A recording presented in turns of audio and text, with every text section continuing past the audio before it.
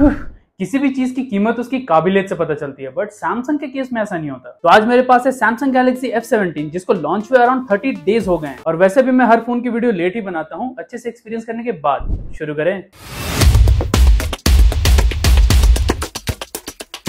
देखो ये फोन कितना अच्छा है और कितना बुरा ये आपको वीडियो के एंड तक पता चल ही जाएगा। और सैमसंग को भी कुछ चीजें पता चलेंगी क्योंकि इसके बॉक्स में सिर्फ फोन, केबल और सिम इजेक्टर पिन मिलता है। हालांकि सैमसंग A17 जो कि 99% F17 ही है, उसमें आपने 25 वोल्ट का अडेप्टर भी डाल दिया। क्यों भाई सैमसंग अपने लोगों के साथ ये भेदभाव क्यों? अब कुछ भी कहो, सैमसंग के बजट फोन के डिजाइन आपको बहुत ज्यादा पसंद आएंगे और उसके कुछ रीजन है। सबसे पहले तो जहां दूसरे ब्रांड्स प्लास्टिक बैग दे रहे हैं, इन लोगों ने फाइबर ग्लास दिया है which exactly feels like glass. Touch करके देखो, उंगली लगाओ, कोई दाग धब्बे नहीं लगने वाले क्योंकि मैट फिनिश है। लेकिन साइड के फ्रेम्स प्लास्टिक के हैं, कहीं ना कहीं तो काट ही लेते हो, है ना सैमसंग। मेरे पास जो कलर है इसको ये लोग वायलेट पॉप बुलाते हैं। इनका एक कलवा वेरिएंट भी आता है जो कि फ्लिपकार्ट पे न्यू ब्लैक के नाम से बिक रहा है। और जिस कलर का फोन लोगे सेम उस कलर का एक्सेंट आपको कैमरा मॉड्यूल के ऊपर दिखेगा। कुल मिला के एकदम क्लीन, एलिगेंट और बेसिक डिजाइन है। CMF लवर्स दूर रहे, आपको पसंद नहीं आएगा। क्विकली पोर्ट्स एंड बटन्स की बात करूं तो राइट साइड की आइलैंड मिलता है जिसके ऊपर power on off / fingerprint scanner है एंड वॉल्यूम रॉकर्स भी है। ऊपर की साइड बस नॉइस कैंसिलिंग माइक्रोफोन, नीचे की side calling mic, type C port and speaker grill and left की साइड सिम कार्ड स्लॉट मिलता है जिसको ओपन करोगे तो हाइब्रिड सिम स्लॉट दिया हुआ है। या तो 2 सिम कार्ड जाएगा या फिर एक सिम कार्ड और एक मेमोरी कार्ड,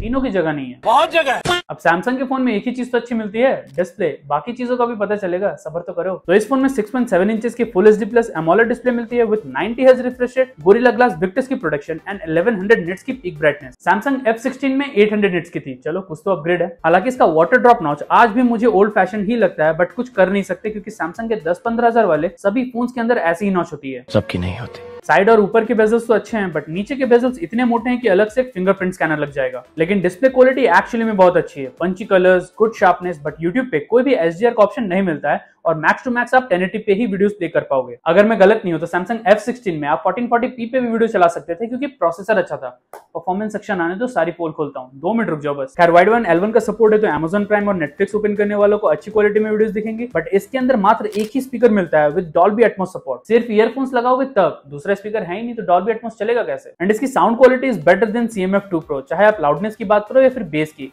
सिंगल स्पीकर होते हुए भी इसका आउटपुट बेटर आता है। क्यों काल भाई, अब से किसी फोन में सिंगल स्पीकर दोगे? Overall display quality is very good, but notch की आदत लगने में कुछ दिन लगेंगे। लेकिन हार्डकोर परफॉर्मेंस की आदत आपको नहीं लगनी चाहिए, यहाँ नहीं मिलेगा क्योंकि इस फोन में Exynos 1330 मिलता है which is based on 5 nm architecture. And reference के लिए बता दो तो यही सेम प्रोसेसर सैमसंग F14 में भी मिलता था जो कि 2023 में लॉन्च हुआ था। और सैमसंग को लगा कि मैं तो बिना रिसर्च की वीडियो बनाता हूँ। आज सारे पोल खुलेंगे आपके। बेस वेरिएंट में 4GB LPDDR4X RAM and 128GB UFS 2.2 की स्टोरेज मिलती है। एंड आप चाहो तो थोड़े से एक्स्ट्रा पैसे देकर इसका 6GB वाला वेरिएंट भी उठा सकते हो। मत लेना, और 6GB वाला तो बिल्कुल भी मत लेना, लास्ट में बताता हूँ क्यों। खैर AnTuTu चेक किया तो स्कोर अराउंड 6 लाख आ रहा था, जो कि प्रोसेसर की नहीं AnTuTu वर्जन की ताकत है। मतलब जब से AnTuTu वर्जन 11 आया है ना, स्कोर 1.5-2 लाख ज्यादा ही आता है। आप भी अपने फोन में चेक करो और कमेंट्स में बताना जरा। Geekbench की स्कोर भी अराउंड 10,000 वाले फोन जितने आ रहे हैं। CPU throttling typical Samsung budget phone के जैसे ही है, थोड़ा ग्रीन थोड़ा येलो। मतलब गर्म तो होता है बट आईफोन जितना नहीं।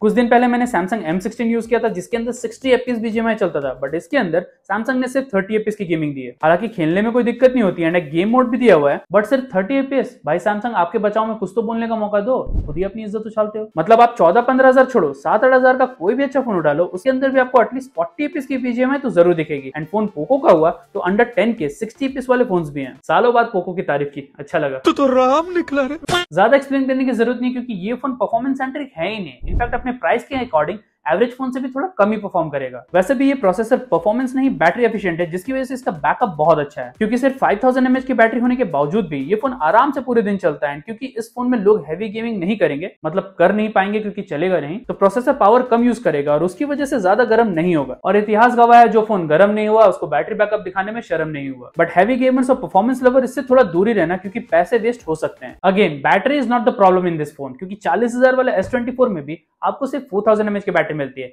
लेकिन सैमसंग के फोन्स में एक चीज बहुत तगड़ी होती है, मतलब फोन 10,000 का लो या फिर 1 लाख का, ये लोग सॉफ्टवेयर और उसके अपडेट्स देने में पीछे नहीं हटते। तो इस फोन में बाय डिफॉल्ट One UI 7 मिलता है which is based on Android 15 and whooping 6 years of OS updates. मतलब Android 21 तक आपको टेंशन लेने की जरूरत नहीं है, ऐसा सैमसंग कहता है। बट मेरी मानो तो थोड़ी टेंशन लो। क्यों? क्या हुई? क्योंकि अपडेट्स तो मिलेंगे और पक्का मिलेंगे, बट सवाल यह है कि इसका जो Exynos 1330 प्रोसेसर है वो इन अपडेट्स को हैंडल कर पाएगा या नहीं, क्योंकि चिपसेट खुद 3 से 3.5 साल पुराना है। नो डाउट जो नॉर्मल यूजर्स है उनको उतना फर्क पता नहीं चलेगा, बट धीरे धीरे परफॉर्मेंस डिग्रेड तो होगी ही होगी, अंगूठा लगवा लो। खैर सॉफ्टवेयर परफॉर्मेंस कैसी भी हो, फुल वन यूआई होने की वजह से ऑलमोस्ट सारी सैमसंग के फ्लैगशिप फीचर्स मिलते हैं। Knock security, secure folders, Samsung pass and even home screen पे ऐसे स्वाइप करने से you can use Samsung wallet जहां पे आप पेमेंट्स वगैरह कर सकते हो। यही बात तो मुझे सैमसंग की सबसे ज्यादा अच्छी लगती है कि फोन सस्ता हो या फिर महंगा, प्रीमियमनेस दोनों में दिखेगी और ब्लोटवेयर भी। मतलब भाई आधे तो सैमसंग के खुद के एप्स होते हैं, उसके बाद ये candy crush, block blast, global goals, Blinkit, ये सब तो मैंने इंस्टॉल भी नहीं किया था। ये सब कहां से आया सैमसंग, कितने पैसे मिले, कुछ तो बोलो। ओवरऑल बोलो तो normal users, in fact uncle aunty के लिए तो ये फोन स्मूथ एनफ है, बट कंपेयर करोगे तो अपनी प्राइस रेंज में बाकी सारे फोन से कम स्मूथ फील होता है। और ये बोलने में मुझे कोई डर नहीं है, वैसे भी सैमसंग पैसे नहीं दे रहा मुझे। थोड़े बहुत एआई फीचर्स दिए हुए हैं like circle to search, Gemini and all, but full One UI होने के बाद भी इसमें गैलेक्सी एआई के डेडिकेटेड फीचर्स नहीं मिलते जैसे फ्लैगशिप फोन्स में मिलते हैं। यही डिफरेंस है 13,000 और 30,000 के फोन्स में। एक और जगह मेजर डिफरेंस है कैमरास। तो इस फोन के बैक में ट्रिपल कैमरास दिए हुए हैं, 50 megapixel primary plus 5 megapixel ultra wide plus 2 megapixel macro plus 13 megapixel selfie. Samsung से गुजारिश है कि ये 2 मेगापिक्सल वाला सेंसर हटा के एटलीस्ट 8 मेगापिक्सल का अल्ट्रा वाइड दे दें। हम नहीं देगा, भूल जाओ। फोटोज की बात करूं तो typical Samsung style photos and इसके रिजल्ट्स ऑलमोस्ट सैमसंग M16 जैसे ही आ रहे हैं। कलर्स ज्यादा, फेस गोरा और सभी फोटोज में हल्का सा एक वार्म टोन देखने को मिलता है। Selfie photos are actually very good and better than phones in this price range. But video department में आज भी इन्होंने अपग्रेड नहीं दिया, क्योंकि सारे ही sensors max to max 1080p videos ही शूट कर सकते हैं। हालांकि प्राइमरी सेंसर में OIS और EIS होने की वजह से वीडियो स्टेबल आती है एंड इससे आप अच्छी वीडियो शूट कर सकते हो। बट 4K का ऑप्शन होता तो मजा ही आ जाता, लेकिन इसमें गलती कैमरा सेंसर की नहीं है, प्रोसेसर की है। ये भी मेरी गलती है। अल्ट्रा वाइड की वीडियोस उतनी अच्छी नहीं है, बट इस प्राइस पे दूसरे ब्रांड्स अल्ट्रा वाइड दे ही नहीं रहे हैं, so that's a plus point. Selfie video में कोई स्टेबलाइजेशन तो नहीं है, बट आउटपुट डिसेंट आता है एंड आप इसको इजीली कैजुअल ब्लॉगिंग के लिए यूज कर सकते हो। Professional blogger second hand iPhone ले लो, वो ज्यादा कम आएगा। कैमरा ऐप की बात करूं तो normal features like photo, video, portrait and all तो है ही, बट इस बार एक फन टैब भी है जो कि स्नैपचैट लवर्स को बहुत ज्यादा पसंद आएगा, क्योंकि डिफरेंट स्टाइल के फिल्टर्स, मोड्स एंड बैकग्राउंड वगैरह लगा सकते हो। ओवरऑल बोलो तो कैमरास अच्छे हैं, नो डाउट, एंड इजीली अपने बजट के फोन से कंपेयर कर सकता है, हारेगा नहीं। कनेक्टिविटी की बात करूं तो 12 5G bands, dual band wifi, Bluetooth 5.3 and even NFC भी दिया हुआ है। और ये जो USB पोर्ट आप देख रहे हो ना, है तो ये 2.0 ही, बट इसमें OTG का भी सपोर्ट है, जिसके थ्रू कनेक्टर लगा के आप डायरेक्ट पेन ड्राइव से फाइल ट्रांसफर कर सकते हो। है ना कमाल का फीचर, बट लाइफ में कितनी बार यूज करोगे पता नहीं। सारे सेंसर्स अवेलेबल हैं। सैमसंग का बजट फोन है तो एमोलेड होने के बाद भी साइड माउंटेड फिंगरप्रिंट स्कैनर, हालांकि काम बहुत तेज करता है, फेस अनलॉक भी है, बाकी एक्सेलेरोमीटर, जाइरो, कंपास एंड जितने भी आपको स्क्रीन पे दिख रहे हैं ना, सब इसके अंदर है। बट मन में एक ही सवाल है, लेना चाहिए या फिर नहीं, और अगर लेना चाहिए तो फिर कितने में लेना चाहिए। तो अगर आप नोटिस करोगे तो इसके चचेरे भाई A17 के प्राइस अराउंड 18,000 है। हालांकि उसके अंदर 4 की जगह 6GB रैम मिलता है एंड बॉक्स के अंदर अडेप्टर भी दिया हुआ है, बट इतनी सी के लिए 6,000 एक्स्ट्रा दोगे क्या? कमेंट्स में बताना जरा। रही बात सैमसंग F17 की, तो ये फ्लिपकार्ट एक्सक्लूसिव है एंड यहाँ पे इसकी प्राइस 14,500 है एंड इसको भी परचेज मत करना, क्योंकि Amazon पे उसका जुड़वा भाई सैमसंग M17 भी सिर्फ 13,000 का ही मिल रहा है, लेकिन आपको उसको भी नहीं लेना है। कंफ्यूज? अब 13,000 लगा के M17 लेने से अच्छा है दोस्त से 1,000 रुपए लेके सैमसंग M36 परचेज कर लो, क्योंकि उसके अंदर रैम, प्रोसेसर, डिस्प्ले, कैमरा सब कुछ बेटर मिलेगा। हाँ मालूम है कुछ लोगों के लिए 1,000 जुगाड़ करना थोड़ा मुश्किल हो सकता है, बट 13,000 लगा के M17 तो मत लेना, सेल्स का वेट करो, ये फोन अराउंड 10,000 के आसपास आएगा। कोई भी डाउट या फिर कंफ्यूजन है तो कमेंट सेक्शन में आपका स्वागत है, जितना मन करो,